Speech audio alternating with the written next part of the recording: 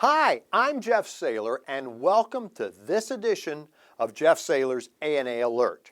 Last week, the AICPA finalized their long-anticipated resource to assist with the implementation of the new System of Quality Management Standards, and the practice aid got released just 2 days ago. The AICPA took quite some time to work on this because they wanted to make sure that they had a really quality resource, and having reviewed it, I think they did a great job. SQMS1, which was issued in June last year, requires all firms with an ANA practice, that's audit and accounting, to implement a new system of quality management by December 15th of 2025. Now, this not only includes firms which perform audits, but firms which perform any ANA engagements, including audit, review, compilation, or even preparation engagements. So, thus, virtually all firms are going to have to upgrade their systems, and the changes are significant. The new standard replaces the old control document that you have that was required by Sasquatch 8, as I like to call it, and increases the required components from 6 to 8, adding risk assessment and information and communication, both which I think are major improvements to the overall concept. The goal here is to improve overall firm quality and places emphasis on a new risk-based approach to design, implement, and operate a system of quality management. However, at 80 pages in length, the standard can be quite daunting. So to assist with the implementation, the AICPA has created an AICPA practice guide entitled Establishing and Maintaining a System of Quality Management for a CPA Firm's Accounting and Auditing Practice, which is available free to members on their website. And there's 2 versions, one for sole practitioners and one for small to medium-sized firms, along with an Excel spreadsheet example for how to do your risk assessment. So, with that being said, let's take a look online at this new resource. So here we go. We're at a blank page in a browser and we type in AICPA-SEMA.com. And that's our website. We could have also typed in AICPA.org and it would have redirected us to this. So here we go. We want to get to resources.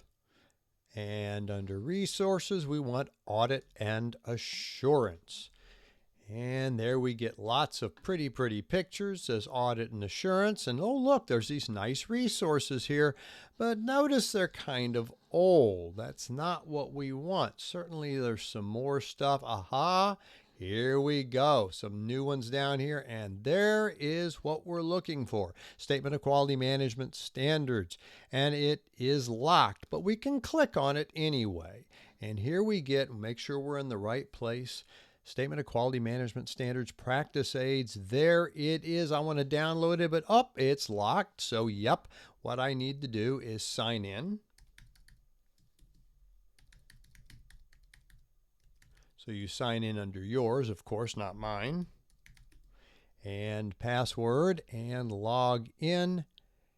And now that I'm logged in, that resource is now unlocked. And of course, they give you a quick write-up, tells you on September 26th they released this, which is just ensures you're at the right place.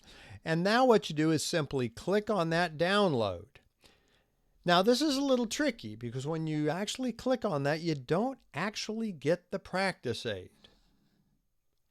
Instead, what you get is this page that's an alert. And it tells you that there is a practice aid. I'm not sure why they two-step this. I'm guessing it's to somewhat keep their resources secure from bots and things like that. But anyway, in this case, what you do next is you click on the Here button. And once you click on that, it pulls up a second web page that looks like this. And this is where you are actually going to get your resources. All right. And it gives you a quick little write-up about how you do it and this and that. And the first one is for sole practitioners. The second one is for small and medium-sized firms. And the third one is a risk assessment Excel template, which is nice to have and can be used for all of this. So basically, you just click the download buttons and you will find that you can download each and every one of these things quite quickly, and off you go. Now, once they're downloaded, you can go and open those PDFs or Excel spreadsheets. So here we have the one that is for sole practitioners. Notice it's quite pretty. Some nice graphics there.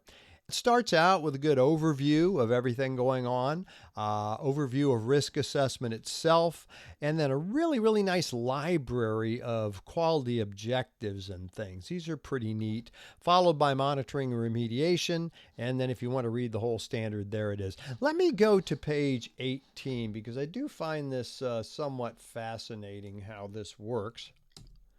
And here we go. Here's our library of objectives. Now, what's cool here is over here, say under governance and leadership, and of course it refers to the actual standard. You see over here you've got your various quality objectives going on. That's pretty neat the way that functions. Now, taking it on down here, you get into problems, what I would call a quality risk, and then you can select whether that's low, medium, or high. And over here, you can select for all these areas, the likelihood, impact, and quality risk, if these are low, medium, or high, and these types of things which tie in with the concept of how this works. So that's pretty cool. Now, if we go to the next one, that is for small and medium-sized firms. You're going to find this is almost identical to the one for sole practitioners, but you will find that you have a few more pages down here in the library section. That's just how that plays out. So that's pretty much how those two things are and how you use those. Now here we have opened up the Excel spreadsheet, and it's got several tabs at the bottom. The first one says, read this first. Well, you can't miss that. And that's great because it is the instruction. It gives you the format and how the tabs are by the components. It actually is 6 of the 8 components there. It doesn't have to get into risk assessment nor the remediation and monitoring because those kind of run on their own. Then it gets down to quality objectives, explains what those are, explains the concept of quality risks and how it works out, and it points out that to determine if a risk is a quality risk for your firm, you determine the likelihood of the risk occurring and then determine the impact of that. That's how it plays out. And it goes in there and talks about how you fill that out. And then it has suggested responses. Now, what's important, it says make this document your firm's own by tailoring the illustrative risks and responses. In other words, you don't just throw this in your file. This is for you to use. So if we go to the first tab, we get the second tab, that's governance, and this has to do with that component. And you see here, you've got the items at the top of what is required, and then you've got a problem area here. The firm does not demonstrate a commitment to quality through the culture that exists throughout the firm. So that's a bad thing. And they said the likelihood of that, because we have a drop down, they said it's low. Well, that's good. Now, they do point out that the impact would be high. And so you've got the likelihood and the impact, which you can report on here, and they've already done that with colors. And of course, you can change that if you want to. I'm going to make it medium, or I'm going to make it high. You can do those types of things and how that plays out. Then they state it is or it is not a quality risk and what a response would be. And it does that. Of course, that's in the governance section. We find the same thing in the relevant ethical requirement area. In the next tab, we have the acceptance and continuance. We have engagement performance, our resources, and finally, information and communication. So each one has at least one quality risk laid out. That is meant to be an example only. You don't just simply fill this out, but it's to help you put the whole thing together.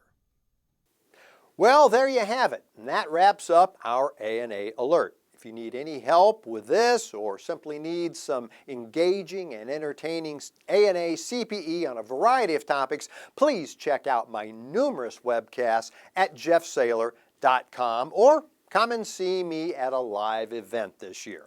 Thanks for watching.